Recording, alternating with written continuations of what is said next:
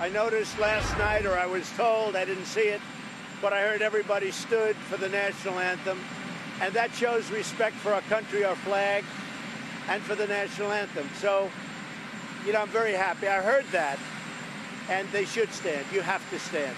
It's our national anthem. You have to stand. All right, that was the president earlier today praising the players and the fans who stood during last night's game. That was in Green Bay. Joining us now from the Trump Organization, the son of the president, Eric Trump. Good to see you. Hey, Sean. All right. First interview since the baby. Since the baby. We're excited. You're excited, right? Little Luke. Yeah, you getting any tired?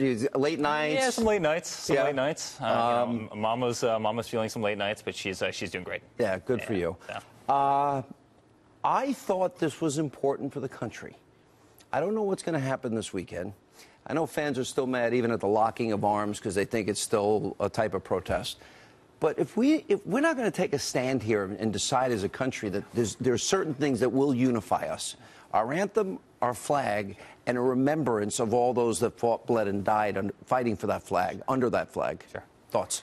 I don't mind locking the arms. I don't mind locking the arms at all. I mind kneeling, and my father minds kneeling. And you know, it's one thing I've always said about my father. He'll fight for this country. And this was another great example of him fighting for this country. It's not just fighting for lower taxes. It's not just fighting for, you know, better health care and fighting to have the best military. I mean, he's fighting for something that means a tremendous amount to this nation, to the people of this nation, and that's the American flag, and that's patriotism. And there's plenty of time for protest, all right? But just keep that 1 minute time that it takes to sing the national anthem, keep it sacred. There's another 23 hours and 59 minutes in a day. Keep that minute sacred, and it's really great to see so many teams coming around to this. In so many different ways, it's a win, and I think it was also a defining moment, and in other ways, a great debate for the country to have. Sure.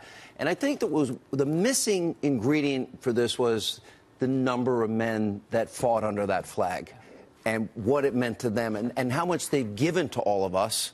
Right? And we'll see what happens this weekend.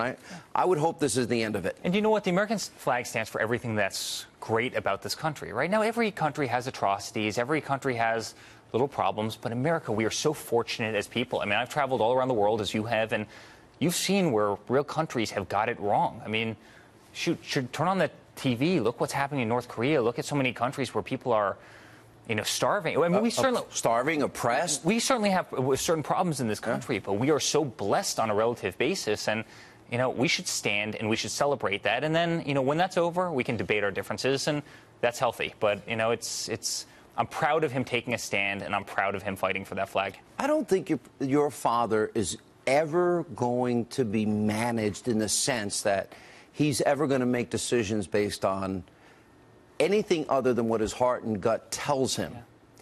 And I think that's a missing ingredient what people don't know about your father. Because he's not a politician.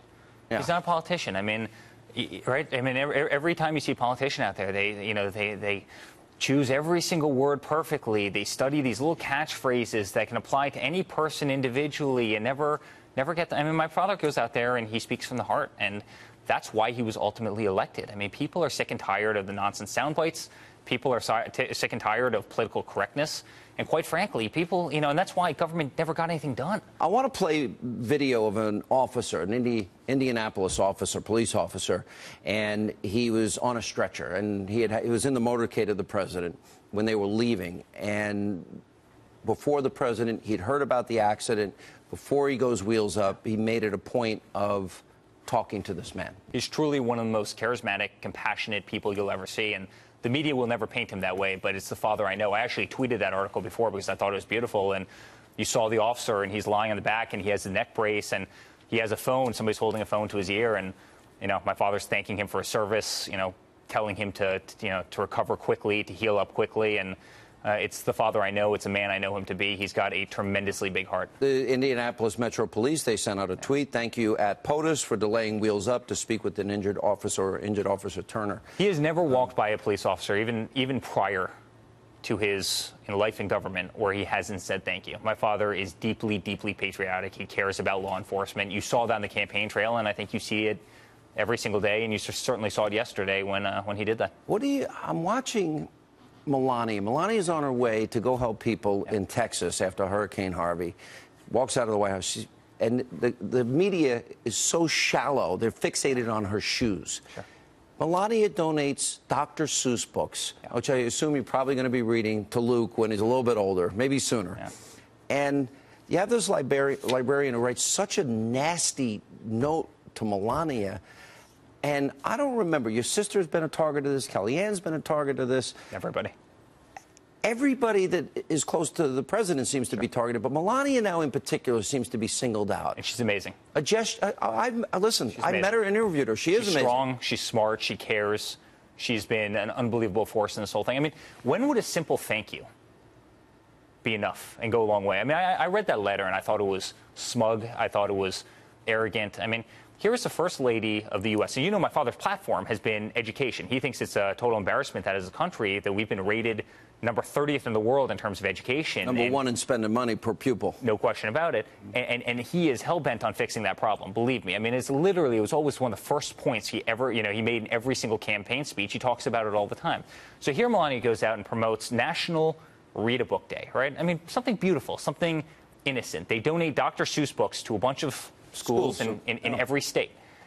And she gets criticized by a librarian. I mean, that's the divisiveness of the world that we live in. How about a simple thank you? Thank you for the books. And by the way, even if they couldn't utilize them, we have many people who, are less fortunate, and we'll make sure that they end up in wonderful hands. And thank you for taking this initiative, because education of our youth is really important.